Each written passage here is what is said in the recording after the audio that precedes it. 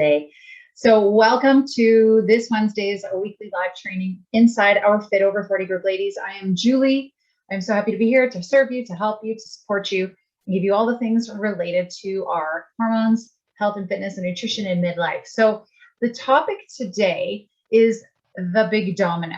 All right, and I'm going to be talking about the hormone hit list, so to speak, some of the major movers when it comes to our health and fitness, and presenting it in a way, hi Joanna, presenting it in a way that make you thinking about what is your own big domino, meaning what hormone is it that if you focused on balancing would promote the most effects that you're looking for, from relaxation to weight loss to shedding some belly fat to sleeping better and all of those things in between.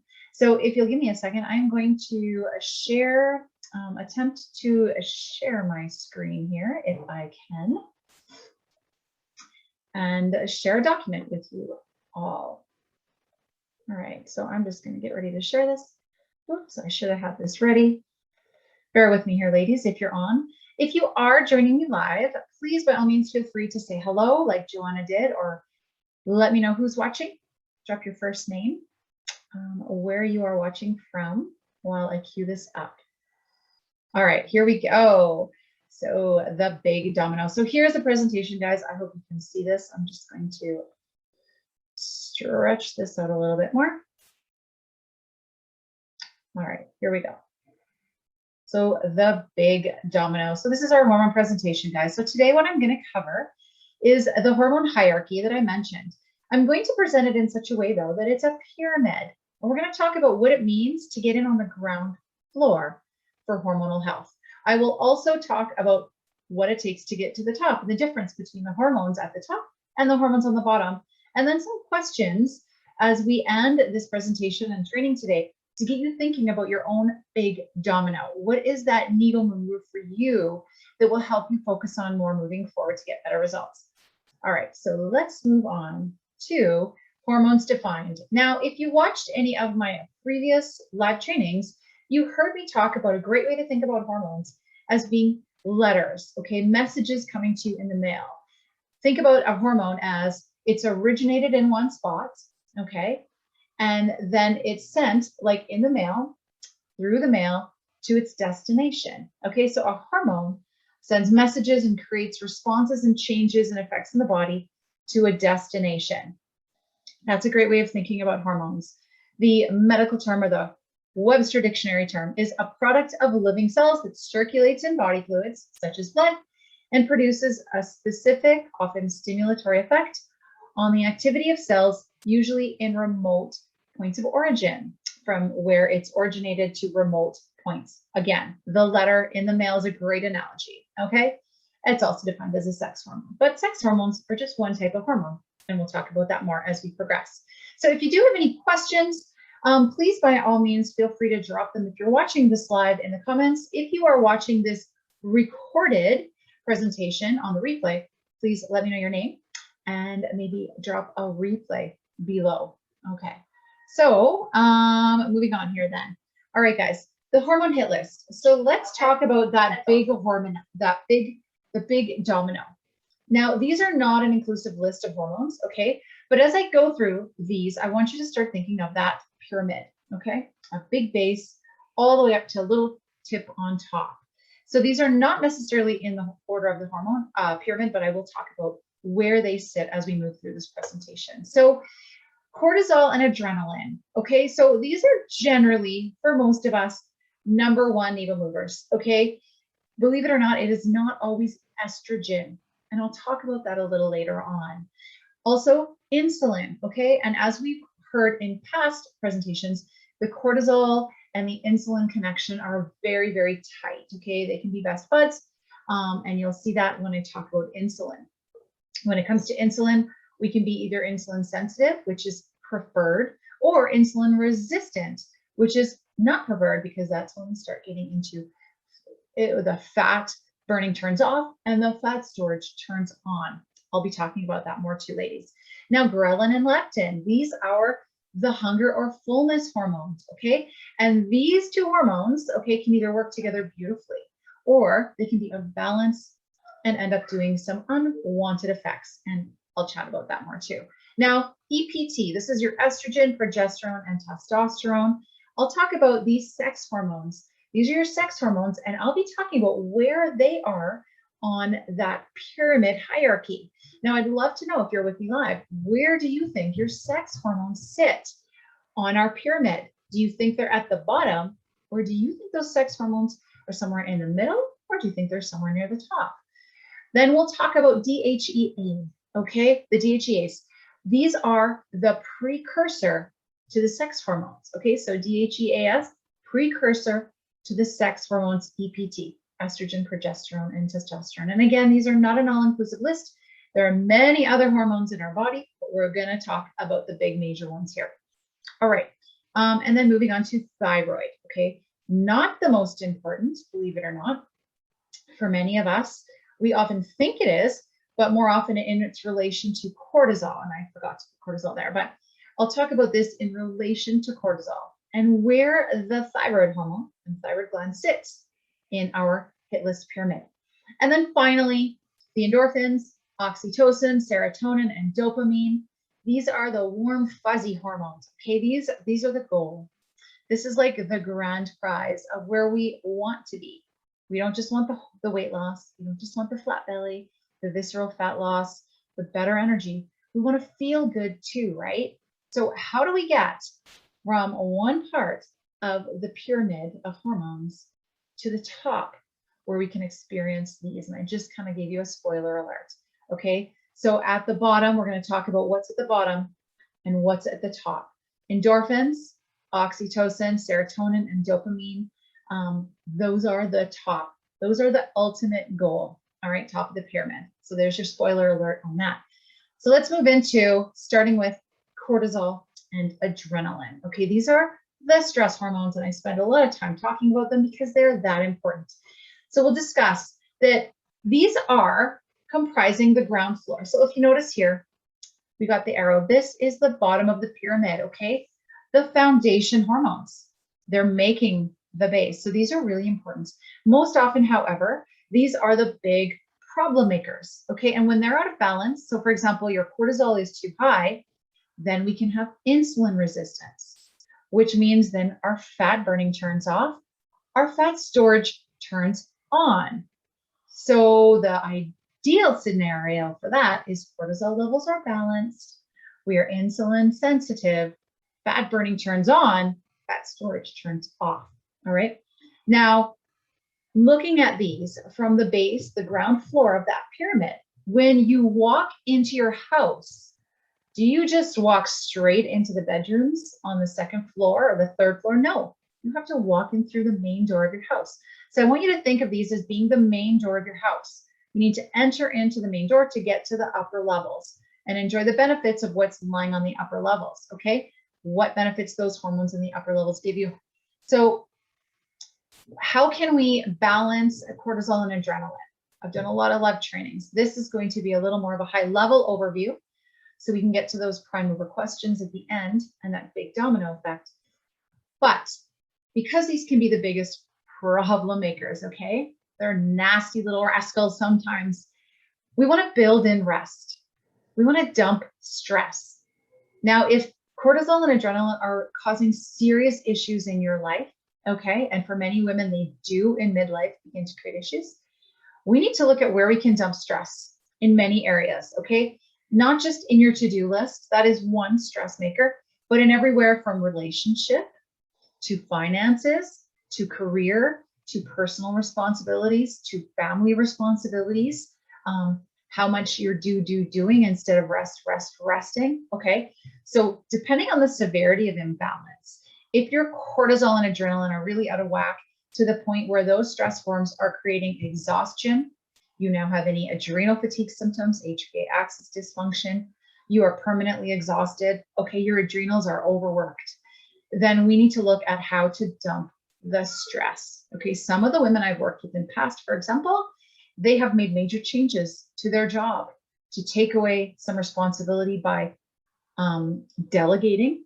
They have changed their location of their job from home to an office to manage stress. Okay, They've made relationship changes, big changes. When your health gets to a point where those changes need to be made, I know that they will be made so we can find that relief and optimize your health. Okay. So I want you to think of other ideas like prioritizing sleep, strategic exercise. Okay, I've got a note here.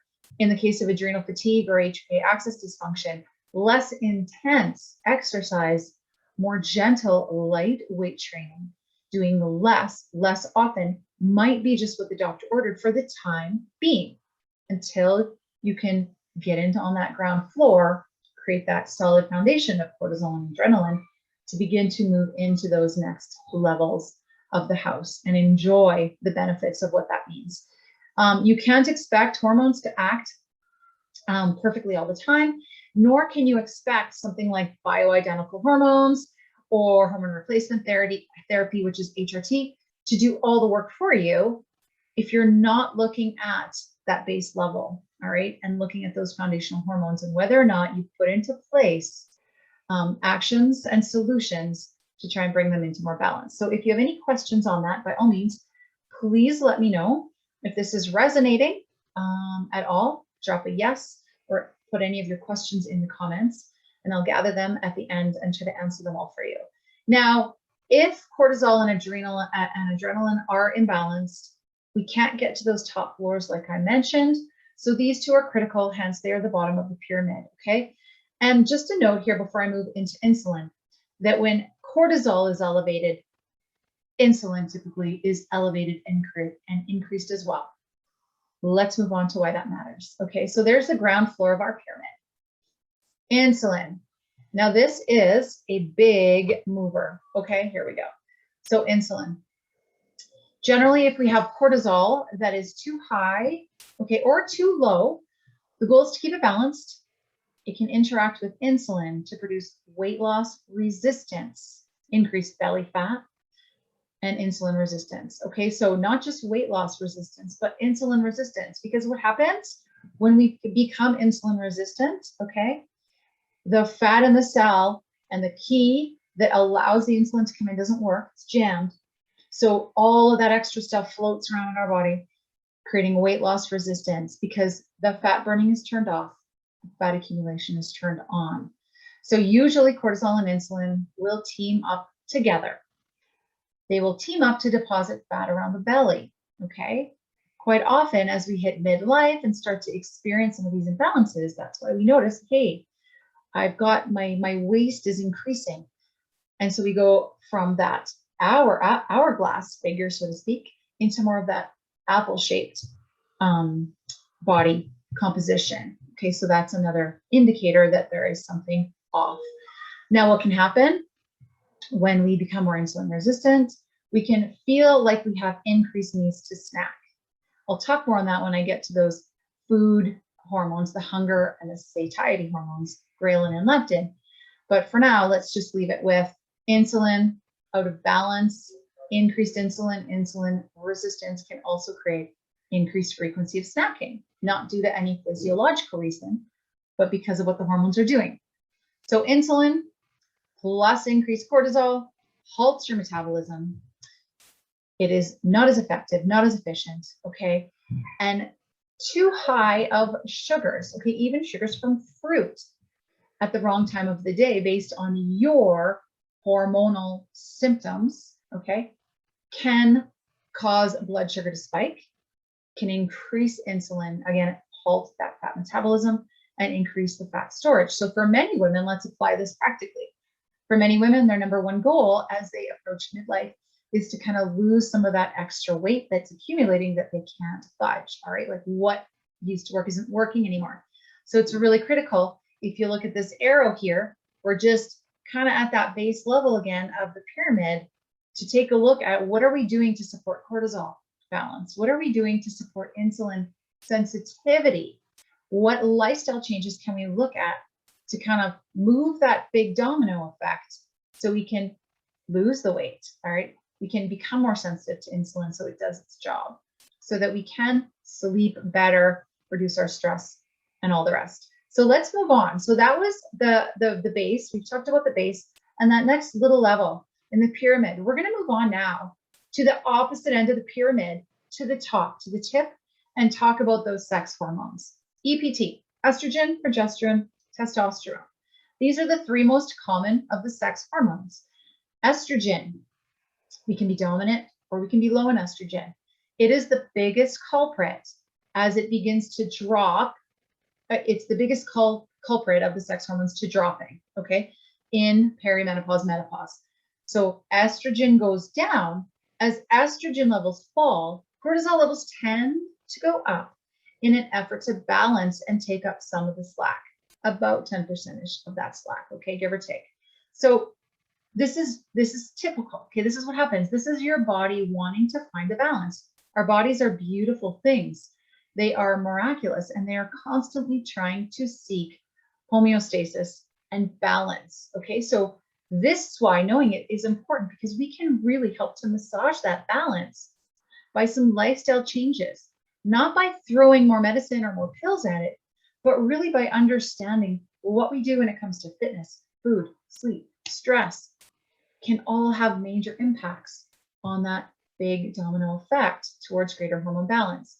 So estrogen, back to estrogen, it's at its lowest level by the time menopause hits. So it begins to gradually decline. Okay, and as it begins to gradually decline, left unchecked without lifestyle changes, that cortisol can go up in response to balancing it out, okay? Now, let's add another level of this in. Progesterone, the P in EPT. Progesterone is our kind of more of that relaxation, chill out hormone. Okay, again, think balance. You know, it tries to balance things out. It's like the cool, calm, collected, more laid back, okay? But what happens, progesterone reduction plus elevated cortisol equals less chill out, okay? More stress, anxiety, and that lack of cool, calm, collected, sorry. So those are the two, estrogen, progesterone. Let's talk about testosterone. Now, a big temperature gauge for testosterone, even in women, are things like muscle mass losses, low libido, right? Things like this can be an indicator that our testosterone is declining. So what can we do to help that testosterone, to increase it? We can include heavier, shorter bouts of fatigue-inducing strength training, not hour to 2 hour endurance producing strength training, but shorter, more heavy lift bouts of strength training to help increase our testosterone. We can add in some more dietary fats into our diet, okay? And due to contrary to popular belief, we want to stay away and decrease endurance exercise as much as possible. So muscle fatiguing workouts, thinking going heavier if you can, starting light, going heavier is the goal. Shorter, more intense workouts. These are all ways to help boost that testosterone. And we want to avoid the endurance workouts as much as possible. All right. So increased waistline and fat deposits tend to happen. Think more apple-shaped when estrogen levels go down. There's also estrogen dominance. Okay. Now, estrogen dominance can be caused when progesterone levels decline, but quite often when that happens, it's blocked by cholesterol. It's often blocked by cholesterol. So relative to each other, estrogen and progesterone should be in balance. Okay, so when you think of estrogen and progesterone, ladies, I want you to think of a teeter-totter. Okay, so one kind of goes down, the other kind of goes up. They balance, they're teeter-tottering together. That's in a perfect solution, in a perfect system, how they like to interact with each other. But it's not happening when cortisol is blocking progesterone. Therefore, estrogen is going up. So what can we do to help bring about more balance with estrogen levels? We can look at reducing estrogen in some foods. That can be really key, and that can be really helpful. And if you're interested in what kind of foods help to reduce estrogen, by all means, reach out and let me know. So let's go back. So we've talked about the cortisol and adrenaline being the base foundation. Okay, the biggest part of that pyramid, the most important. That's from everything else kind of builds on that. And then those sex hormones at the very top, okay? So by making sure we get a handle on the cortisol, making sure we're getting a balance on the cortisol adrenaline, we can therefore make much more of an impact on balancing and achieving balance at the top levels of that pyramid. But we're not done. So DHEAS, this is a precursor to the EPTs, the estrogen, progesterone, and testosterone hormones, the sex hormones. So we want to watch for signs and symptoms of this carefully. And here's the trick. Here's the key. Cortisol and signs of cortisol imbalance can mimic the signs of DHEAS imbalance. All right. Now, this is where testing can be really helpful for us to get a really good understanding instead of guessing, of knowing where are we at, what is happening. But in the absence of testing, like the Dutch testing, for example, we can kind of look to those signs and symptoms to get us a good idea of what is happening in our bodies, which hormones are being affected. Okay. So think of signs and symptoms that can mimic DHEAS imbalance. So sleep disturbances, okay? We're waking up tired. The quality of your sleep or the quantity of the sleep is low, okay? You may experience adrenal fatigue or have HPA axis dysfunction. The adrenals are working overtime. A lot of times this is due to a lot of chronic long-term stress or multiple traumas or big life changes that are emotional, physical, or environmental that happen in a shorter span of time. Stress is very apparent. This is a big one. Stress is normal in life. We have stresses every day, from needing to be at work on time to maybe having a deadline for an assignment. Exercise is even a stress, wondering what to eat for dinner is a stress, being stuck in traffic. These are all normal stresses. When your stress is increased, it becomes very apparent when you are living under a fight or flight type of an existence, okay? Always feeling under pressure is a sign that that stress is really apparent in your life, okay? Feeling always like jumping, really jumpy all the time, those kind of things. Another sign of this imbalance is your immune system is suppressed, okay? Maybe you are in a position or know someone who is always catching all the colds, always catching all the flus, whatever's going around, this person is catching it, maybe you. This can happen when we're out of balance, and it can actually suppress that immune system. All right. So how do we know when we are on balance with those DHEAS hormone? Well, we find the joy in life, okay? We feel that we're boosted. Our mood is boosted. Our feel-good feelings are boosted. So those are some signs and symptoms. So maybe think about that on your own. Where do you fit in with DHEAS? You can get it over the counter, okay? And if you're working with a doctor or a functional practitioner, they can order it for you. I know many women I've worked with have had DHEAS supplementation. Now, here's the thing. You can hold off on supplementation to ensure that you're getting a really good collective read first on lifestyle changes to see if identifying any of those cortisol and adrenaline issues are present. If so, putting in place some lifestyle changes, whether it's nutrition, food, sleep, stress reduction, delegating more off your plate before, and doing that first to see how those might move things. Is that a big domino mover for you? Okay. Now, if you are suffering from adrenal fatigue, I'll go back to that. And a good indicator for this, ladies, is if you are not rested, no matter how much sleep you're getting, no matter how long of a sleep you're getting, okay, then you may want to consider DHEAS imbalance, okay? But remember, it can be very similar to cortisol and adrenaline imbalance. And I've got lots of great tools for you to help move the needle when it comes to creating balance with cortisol and adrenaline. That is always first step to see if we can do that. And if you're doing all of the right things and you've been doing them all consistently, and you're still wondering what is that missing piece that's not shifting things, that is when testing would definitely be something that I would recommend. Okay, whether it's the Dutch testing, which is a little more in-depth than the blood testing, can give you a more in-depth picture of your hormones, okay, and where you're at. Not just you're in the normal zone, but where are you at in that zone? Okay. So if you have any questions, please drop them below. If you're just joining me live, I'm not sure how many people are live with me. I've got a couple of you ladies here. Let me know if you're live with me. Who do we have here? We got Val, Trellis, and Louise. Welcome, ladies. If you're watching the replay, please type replay. So we're going to talk here now as we move up this big domino hit list ladder of ghrelin and leptin. Now, I'm going to drop some information which might be very eye-opening for you here. When I learned about it way back, it was for me. These are the hunger and satiety hormones. Okay, so maybe raise your hand, give me a thumbs up or a yes if you have heard of ghrelin and leptin. These two little rascals, everything's either going really well and they work really well, or they're out of balance and they can cause some really strange things to happen. So ghrelin, it even sounds like a gremlin. Okay, I want you to think ghrelin. On a bad day, ghrelin can act like a gremlin. It is our hunger hormone.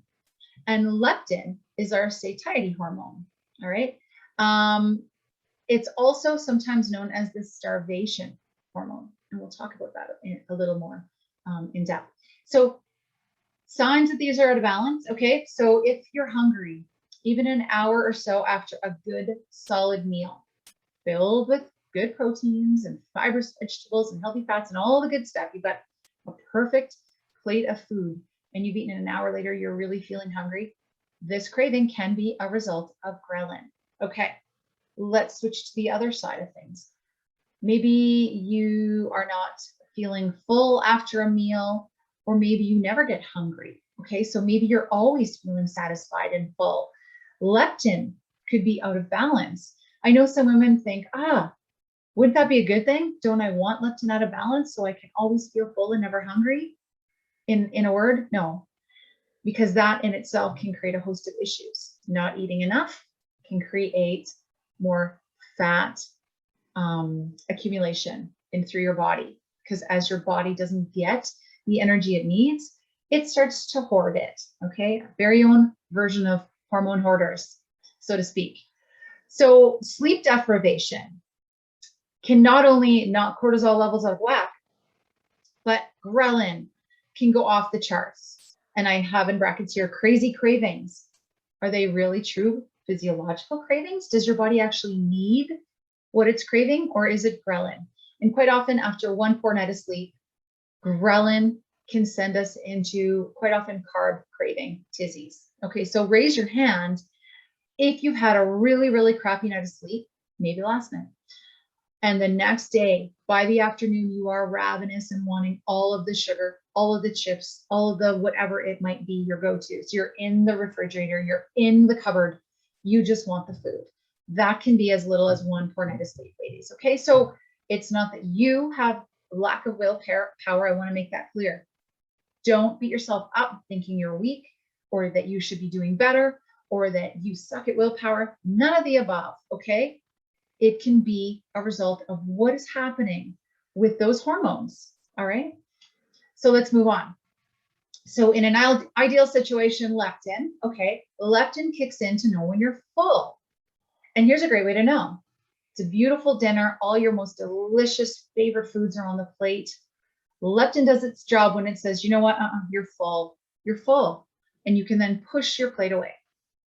Okay, that's when you know leptin is doing its job to say, hey, I've got that full feeling, I'm done. Now, here's an interesting note that quite often obese individuals or those generally with over 30% body fat in relation to lean body mass, quite often their leptin is out of whack. They are not getting that full signal. So imagine you're not really getting that full signal. So we're overeating more than we need. Okay, too much energy in the body, too much glucose in the body. From what we know, insulin increases. It goes to take all of that, tries to put it in the liver cell, the muscle cell, or the brain. But the key is jammed. It's full, has nowhere to go. Insulin resistance starts happening. Fat burning turns off. Fat accumulation turns on.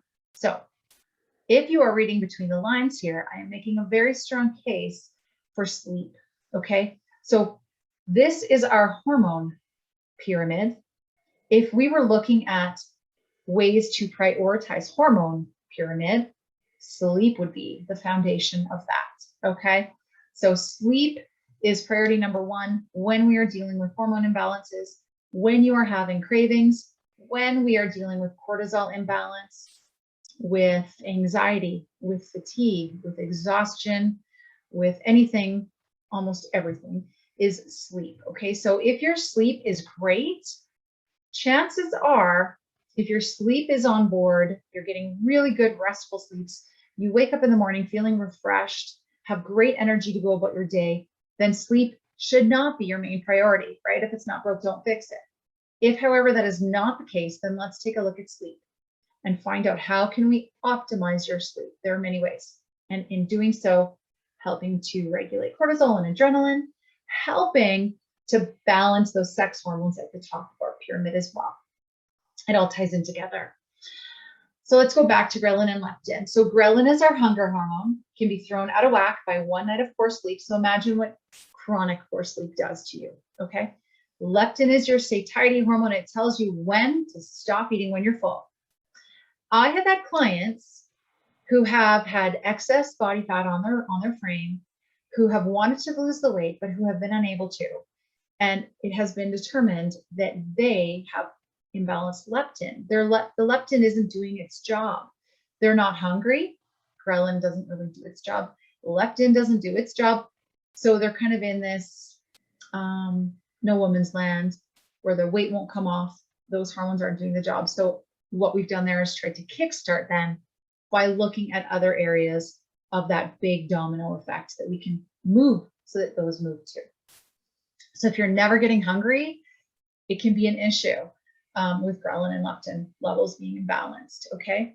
And again, not feeling hungry can lead to other issues with not getting enough energy in our body, okay? So there is a delicate balance. Remember where I talked about estrogen and progesterone doing the teeter-totter? Okay, we want to find that cool balance. Well, same with leptin and ghrelin, okay? And sleep can throw that out of balance, as we've talked about. Same with not eating enough and eating too much. Eat too much, out of balance. Not eating enough, out of balance, okay? So again, there's teeter-totters. Good analogy to think about hormones in many different respects. So if you can relate to that, give me a thumbs up or say I can relate to that whole idea of what happens with poor night sleeps, okay? If you need some help with sleep changes, let me know. There's a lot of different things we can do to effect positive sleep change. All right, moving on to thyroid. Now, the first thing I want to point out here is where are the thyroid hormones in the thyroid gland on this pyramid? Many people might think, oh, definitely that should be the bottom. Some people might think, oh, definitely that should be the top. It's actually right there, sandwiched in the middle. So let's chat about this. So on this hormone hit list pyramid, cortisol and adrenaline are at the bottom. On the top is the sex hormones. And sandwiched in the middle is thyroid, okay? The stress hormones are the most important at the foundational level, and the sex hormones are most important at the top. So we've got that thyroid in the middle. Thyroid gland, thyroid hormones. If adrenal function is up, and by that I mean if they're overworked, if they're overwhelmed, okay? When the adrenals are overworked, the thyroid tends to go down, okay? Naturally, in response to attempting balance, another teeter-totter effect here, okay? So adrenal function is up, highly stressed, lots of chronic stress, what have you, always fatigued, the thyroid function will tend to go down in response. Now, this can often be known as, you've heard the term hypothyroidism, hypothyroidism, when you have a low thyroid level, okay, it's underactive, versus hyperthyroidism, where it's hyperactive, overactive. Okay, so what can cause, we have to look first at what caused it, okay, and the key is back to that foundational level. So what's causing that adrenal dysfunction? Do you drive yourself too much? Okay, is it go, go, go, doing more and more and more, always doing things for everybody else and putting yourself at the bottom of the totem pole, even when it comes to your own rest, okay? Are you not getting enough rest and relaxation? Are you not getting enough adequate nutrition? Are you on the go so much, doing all the things and helping everybody else and putting yourself on the low end of the priority? You're skipping meals, you're grabbing something quick, you're not getting enough fibrous vegetables or protein, which are very important, by the way, together in combination. Are you doing those things and skipping the nutrition? Are you getting too much exercise?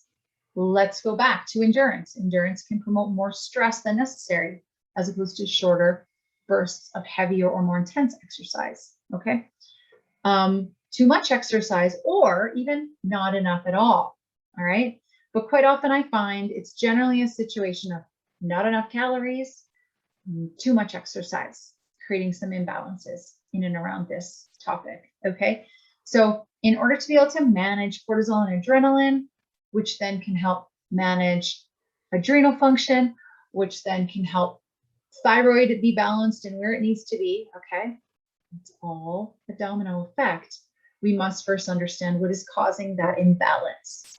And I'm going to talk about that at the end here of this presentation.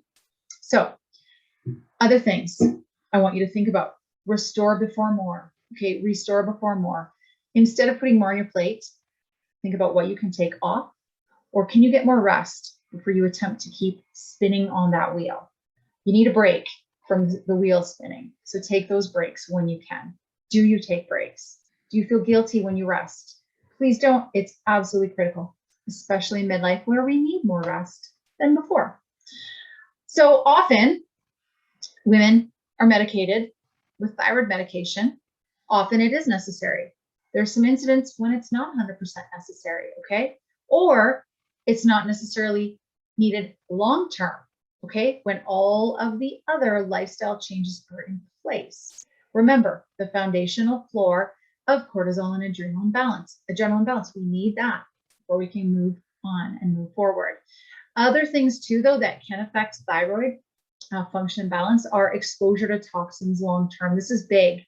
In midlife, many of us when we're over 40, so we've had 20, 30 more years of being exposed to things in our environment, whether it's upholstery, whether it's the chemicals in a new car, in cleaners, in laundry detergents, in the stuff we're putting in our body and on our skin, in the shower, in the bath, okay? So that can contribute to hormone dysfunction. The toxins in our food, heavy metals, all of those things, okay? So it requires the whole lifestyle approach, which is why I will often say, just doing one thing, throwing one thing at the wall and thinking it's going to stick when it comes to hormones will often not be as successful as it would if you create a whole lifestyle approach, okay? And look at all those levels. How can we balance each of those levels of the pyramid, starting with the base at the bottom? So we have to find out what is causing the problem and not just the symptoms. Okay, I hope that makes sense. If you have any questions, let me know. I've got 2 of you watching with me. This is great. All right, guys, so now I'm going to talk about the basics. So we've gone through the pyramid, okay? I've talked about what are generally the most big domino movers here of the hormones, okay? Cortisol and adrenaline. Where are we at the top and what's sandwiched somewhere in the middle? Let's talk about the basics, and it'll be a little bit of a summary here. So some things we can do: reduce the overall volume of your exercise or start light. Okay, so if you are 6-7 days a week, go exercise your hour or more, really focusing on endurance, not taking enough rest, reduce the overall volume. Think of maybe shorter, more intense workouts. Or if you're not doing anything at all, start lightly. Start with body weight workouts. Second basic, increase the quality of whole foods that you are eating. I said quality, and in many cases, quantity as well. All right. Now, high quality protein sources. All right. Not the quick fix, highly sugared and refined protein bars. Those are okay in a pinch. All right. But never the go-to. We want high quality protein sources. True food is ideal. And from there, we can add those supplementations if we need to. Increase the rest. Dump the stress. Increase the rest. And I'll talk about that in another slide a little bit more. Eliminate toxins from your food. You have power over doing this to a point. It's considering that there are the clean 15 foods or the dirty dozen foods. When it's dirty dozen foods, okay, Go organic when you can. Eliminate those toxins from your food. Maybe get a really clean food cleaner if you must, to clean some of those fruits and veggies first, just to eliminate maybe a layer of the pesticides, etc. when you're not buying organic. Eliminate toxins from your environment. This is big. Cleaners, body products, laundry. Do some research. Find out how some of those ingredients are endocrine disruptors, ladies. We know now there are some big endocrine disruptors. They're big domino needle movers. Are they necessarily in the right direction? No. We want that big domino that moves in the right direction to get us the balance, okay? And here, this is big. A lot of you movers and shakers and doers, this one's big, but I want you to create nothing time in your life. When you're dealing with chronic stress, adrenal fatigue at any level, poor sleeps, hormone imbalances, this is non-negotiable if, the caveat being if you want to shed some belly fat, feel your best, keep your lean muscle, optimize your energy, feel great all day long, minimize cravings, beat the bloat, beat the mind fog, sleep well. So you want to create nothing time in your life, which is non-negotiable, if you want all those really good, awesome, balanced benefits. Okay. That could be as little as 15 minutes a day to stop everything, focus on deep breathing, have a cup of tea, do some meditating, write a gratitude list, call a friend, go for a walk in nature. Okay. And then getting comfortable with rest, which ties into that nothing time. Getting comfortable with building rest and rejuvenation into your life. Finding things that you love, making the time for things that you love, putting the things that make you feel good at the top of your own pyramid, okay? Whether that's socializing with friends, calling a friend just to vent or get those feelings out of you, moving that energy. Maybe it's reading a good book, finding an enjoyable activity you like to do and doing it more often. Having music that makes you feel good in the background during your day, okay? Those are some of the basics, okay? So if in doubt, go back to the basics. And finally, I want to talk by leaving you with what I promised, some things to ask yourself when it comes to finding what is your needle mover. What is your one big domino? There are many dominoes that will move the rest of the domino that you've set up, okay? But what's the first one that's going to move things the most for you? So here are some things that I'd like for you to consider. Write down the top 3 biggest symptoms in your life right now that may be a sign of any hormone imbalance, okay? I believe that there is always something that we can do to optimize our health, whether it's socially, physically, mentally, emotionally, spiritually, financially, okay? So what are the top 3 biggest things that are showing themselves to you in your life that could benefit from a little more balance, okay? Typically, these are the things that make the most impact in your day-to-day life. Okay, so for example, let's use sleep. For many women, the absence of quality sleep or quantity of sleep is a huge daily stress in life. It presents itself by cravings, as we know now, lack of energy, anxiety, brain fog, increased belly fat, the list goes on. So what are the 3 things of yours? Maybe you can only find one, that's fine. Write down what those are, okay? And if you have any questions or want to share what those are with me, by all means, feel free to share it in the comments. And then I want you to go back to the pyramid, okay? Cortisol and adrenaline at the bottom, thyroid's in the middle, sex hormones are at the top. We've got ghrelin and leptin, and the Dheas somewhere in between there as well. And I want you to consider that and then think about these. Are you actively balancing cortisol and adrenaline in your own body? Are you more tired than rested? Do you have hunger cravings on a regular basis? Okay. How are your hunger levels and cravings? Are they non-existent? Are they fierce? Okay. Think about what are they for you? And then if this, then that approach. I want you to think in your life, if you get a good night's sleep, then what happens the next day? Then how do you feel? Then how does your day-to-day life feel different? How does it change? Okay. If you skip a meal, or if you visit the takeout or the drive-through too much in 1 week, then how does it affect your sleep? How does it affect how you feel in your clothes? How does it affect your mood? Okay, so if then, I want you to think of some if then scenarios and apply it to scenarios that you find yourself perpetuating in your daily life more regularly. And if you are in perimenopause, midlife, apply that to, has it changed since, if you turn 40, then what happened? If this, then what? Okay. What do you find helps you feel the best when you do it consistently? This may sound silly, okay, but I want you to think about that. And if you're writing these things down, write that down too. What makes you feel the best when you do it consistently? This is the do more of that type of thinking, okay? And then what does not help you?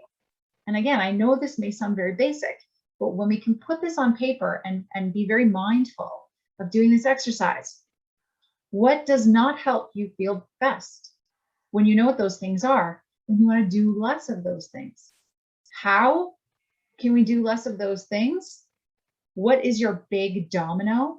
Okay, that's going to set the rest of the dominoes in action. What does not help you feel good? Do less of that. That's one of those big needle movers, ladies. Okay, so quite opposite. What's not helping you? Do the opposite of that to help you. So what I am going to leave you with some homework if you've listened this far, or if you're listening on the replay, is this. I want you to pick one thing. So you're going to write down your 3 biggest areas that you feel are hormone imbalance. If you don't have 3 hormone imbalance areas, maybe lifestyle imbalances, okay, whatever they are, go through those questions and then pick one thing that you think might be the biggest needle mover for you. What's your big domino? This is where we're going to test it. And I want you to give it 7 days. Make a change, track it, allow yourself 7 days to get feedback. You need soak time. Okay, it has to have time to germinate and grow and see, and then assess it and track it for 7 days and then reassess. Okay, has it made a change? Has it moved the needle for you? Has it helped feel more balance in those different areas? Cravings, hunger, sleep, energy, bloat, all those things. And then you can try another thing if you need to try another thing. And as you keep trying those things, you keep the last thing you did if it made a positive change. All right. And that's how we peel back the onions, the layer of the onions, and start to make those lifestyle shifts and changes. Okay. And last but not least, just some of my 5, I've got some 5 top hormone balance takeaways. Okay. Start with sleep, reduce cortisol, reduce inflammation, swap quick foods for whole foods, and remember the 3 R's of exercise, which are right intensity, right time, and the right type of exercise. So if you're interested in any of these as sort of a helpful cheat sheet that you'd like to receive, or you'd like a copy of it, by all means, please comment or reach out and let me know. And I would certainly give it to you. I'm just going to check to see if there are any changes, questions or comments. No. If you have questions or comments, guys, let me know. If there was something that really helped you in this presentation, please let me know. The more we can talk about hormones in various different scenarios, the more we start to really understand them, and the more they start to make sense, the more we can start to connect the dots in our own life and be more aware and more mindful on a daily basis of if this, then that, in terms of how we are experiencing either imbalance or balance, and by the things we are doing or not doing, how we can affect reducing belly fat, optimizing our energy, and ultimately getting our groove back. Okay. So if you do have any questions, guys, you can send me a note, comment on this. You can always book a free discovery call to chat with me about your specific situation, learn a little bit more about maybe what might work best for you, or you can call me or send me an email. Okay. So thank you so much for listening. I don't see any questions. Those of you who stuck around, I love it. And have yourselves a really great day, and stay tuned for next Wednesday's live at 12:30 again in this room. Have a great day, guys.